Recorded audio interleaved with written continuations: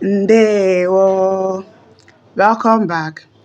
In today's class, we'll continue from where we stopped from our previous video. Remember, we are talking about the topic Akara, edemede, Igbo, which is punctuation mark in English language. And this punctuation mark, I have listed all. They are 14 in number. And we are talking about them one after the other. We've discussed 4. Today we are going to the 5th topic, which is called Akararịkọmelu. Akararịkọmelu. Akararịkọmelu in English language is called apostrophe. And we have so many ways that we make use of Akararịkọmelu, which I'm going to mention. If this thing that I'm saying is new to your ear, it means that you've not been following. Just go back to our previous video so that you will understand what we mean by this Akararịkọmelu. When you go back to the list, you will understand what I'm talking about in today's topic. The functions, that the way that we use this Akararịkọmelu. 1.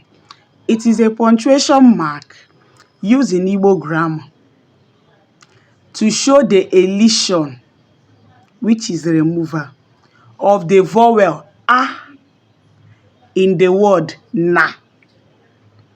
When the following word begins with a vowel, it is always used in this na when the following word begins with na.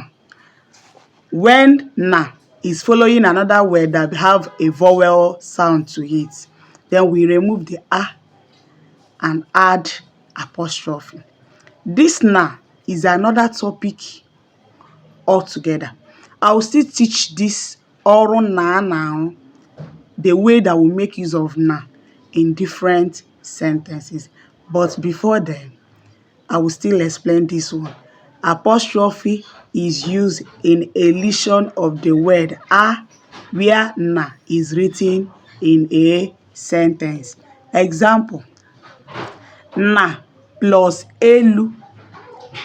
When you are writing it with the elision of and adding apostrophe to it, you will see n'elu, which is on top. Another example, na plus olo. It becomes n'ụlọ, which is in the house. With this, I know that you can give me more examples in this particular, the use of na and apostrophe in elision. Number 2, an abbreviation. An abbreviated name is used with an apostrophe. When a particular long name, because in Igbo language, remember we use compound words as a name, different words that are joined together to make a name.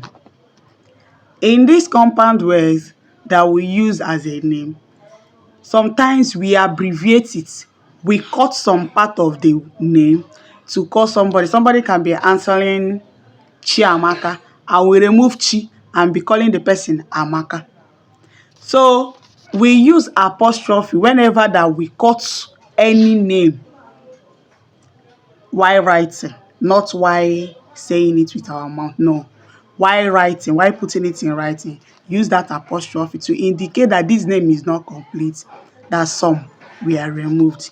Example, Kachi, whereby Kachi means Onye Kachi. In English, who is greater than God? You see, this is a compound word that we use as a name. Not even a compound, it's even a sentence. Onye Kachi is a question, who is greater than God? So we cut this name in the sense that we want to call the short form, Kachi.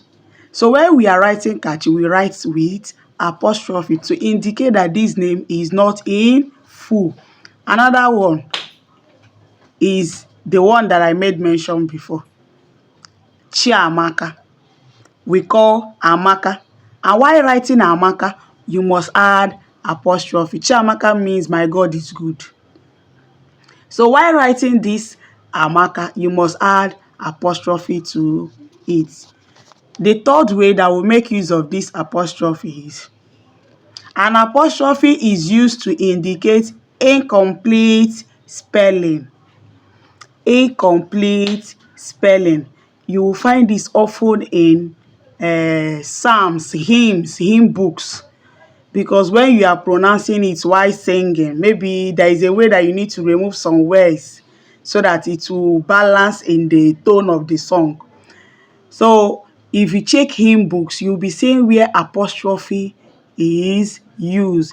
In Igbo language, in Igbo land, that is what we call ekpere na abụ. As in Igbo songs that is written, you will see some way they use apostrophe while writing it, so that you will know that this particular word is not complete. It's not complete. Example.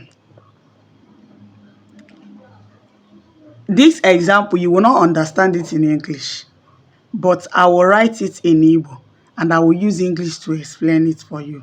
I will say it in Igbo, then I will say it in English, because the example is not seen in English language, but it's seen in Igbo language. Ebube ya jupụtara eluigwe n'ụwa, which means his glory filled the heaven and earth. So while writing ebube ya, the ya, a and ya is removed and apostrophe is added before jupụtara. The a and ya is removed and then we added apostrophe before jupụtara. Another example is God's word have made him clear. In Igbo, okwu Chineke emeela ka ọ dị ọcha. The ka, a and ka is removed and replaced with apostrophe. Instead of you to say ka ọ dị ọcha, you say ka ọ dị ọcha. The other one,